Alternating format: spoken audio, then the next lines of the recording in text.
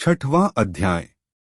श्री भगवान जी बोले, हे अर्जुन, जिसको कर्म फल में आसक्ति नहीं और फिर भी कर्मों को करता है, वह सन्यासी और योगी है। और जिसने हवनादि लौकिक कर्म छोड़ दिए हैं, वह कदापि योगी नहीं है।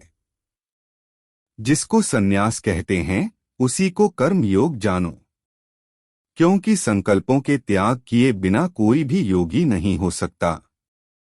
जो ऋषिमुनि योग प्राप्ति की इच्छा रखते हैं, उनके लिए उनका साधन कर्म ही है, और उनके पूर्ण योगी होने पर उनका ज्ञान पूर्ण होने का साधन उनके चित्त का समाधान है।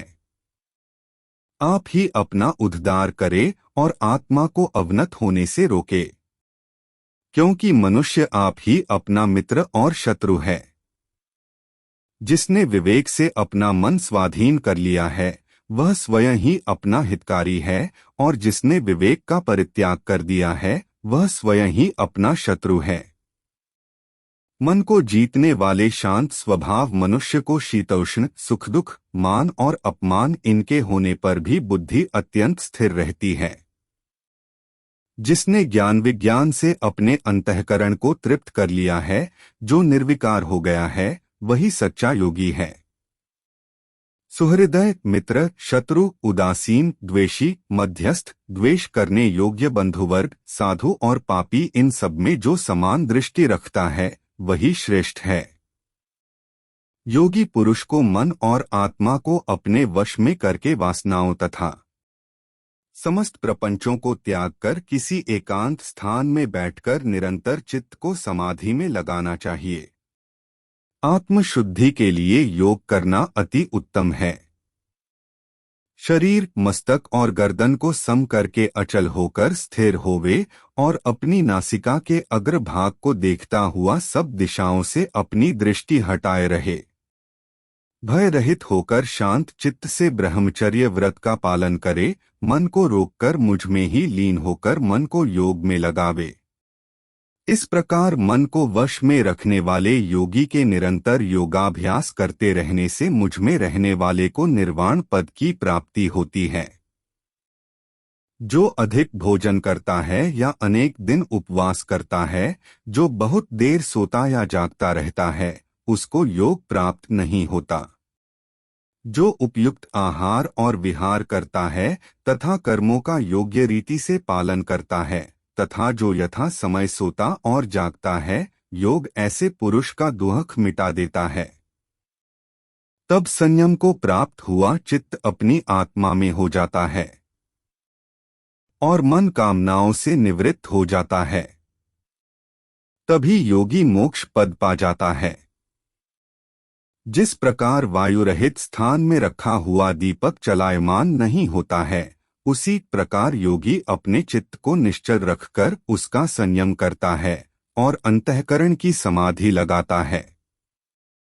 जिस अवस्था में योगाभ्यास के कारण चित्त का वेग रुककर विषयों से पृथक होने लगता है और जब शुद्ध अंतःकरण से आत्मा को देखकर आत्मा में ही संतुष्ट होता है, जिस अवस्था में वह अत्यंत सुख जो इंद्रियों द्वारा नहीं जाना जा सकता वरन केवल बुद्धि से ही जाना जाता है, और जब वह योगी अनुभव करता है तो आत्मस्वरूप में स्थिर हो उससे विचलित नहीं होता। इस अवस्था में फिर और कोई लाभ उसे अच्छा नहीं लगता और स्थिर होने पर कोई बड़ा भारी दुख उसको वहां से चलायमान नहीं कर सकता। इस अवस्था को दुख संयोग वियोग कारक नामक योग जानना हो तो योग निर्विकल्प चित्त से निश्चय करके जानना चाहिए। संकल्प से उत्पन्न होने वाला समस्त कामनाओं को त्याग कर और मन ही मन में सकल इंद्रियों को चारों ओर से रोककर धैर्य के साथ बुद्धि को अपने अधीन कर धीरे धीरे विषयों से दूर हटा लें और भली भांति मन को आत्मा में स्थिर करके किसी वस्तु की इच्छा न करे और चंचल मन जिधर जिधर जाए उधर से इसको हटाकर आत्मा के वश में करना चाहिए। इस प्रकार शांतचित्त तथा रजोगुण से रहित निष्पाप तथा ब्रह्मस्वरूप योगी को उत्तम सुख प्राप्त होता है। इस रीति से निरंतर योगाभ्यास करने वाला योगी समस्त पापों से छूटकर सहज ही उस परम सुख को पा लेता है जो ब्रह्म के संयोग से प्राप्त होता है। जिसका मन योग में स्थिर हो गया है, उसकी दृष्टि भी सर्वत्र समान हो जाती है और वह सब प्राणियों में अपने को और अपने में सब प्राणियों को देखता है।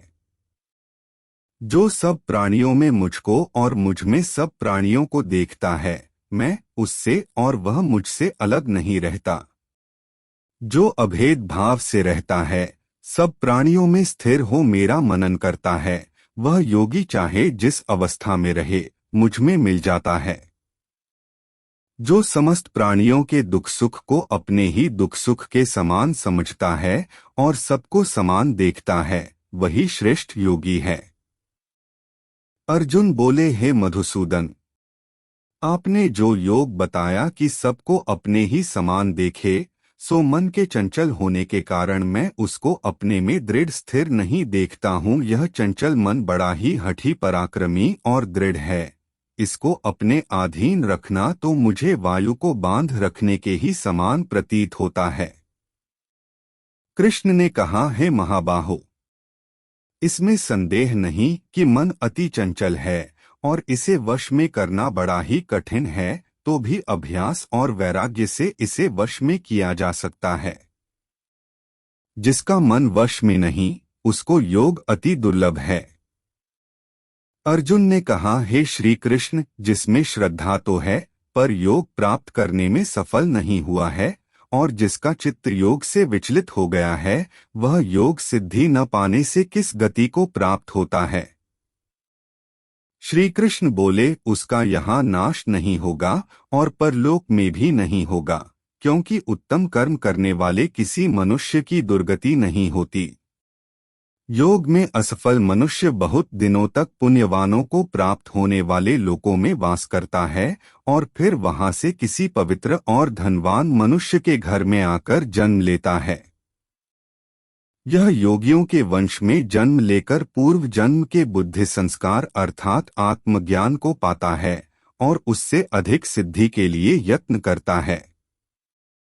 पूर्व जन्म में किए योगाभ्यास के बल में अनेक विघ्नों के पड़ने पर भी वह मोक्ष को प्राप्त होता है।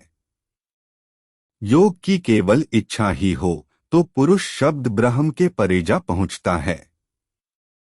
जो बड़े परिश्रम और यत्न से योगाभ्यास करता है, वह मोक्ष को पाता है।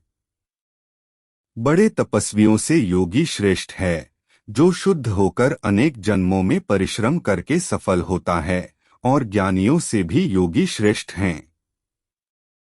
इसलिए तुम योगी बनो। केवल मुझ में ही मन लगाकर योग प्राप्ति के लिए जो मेरा भजन करता है, उसको समस्त योगियों में से मैंने अत्यंत श्रेष्ठ माना है। श्री कृष्ण अर्जुन संवाद का आत्म संयम योग नामक 6वां अध्याय पूर्ण हुआ। 7वें अध्याय के लिए अगला वीडियो देखें। कृपया चैनल को सब्सक्राइब करें तथा बेल आइकन को अवश्य दबाएं, जिससे आपको हमारे अगले वीडियो की सूचना मिल सके।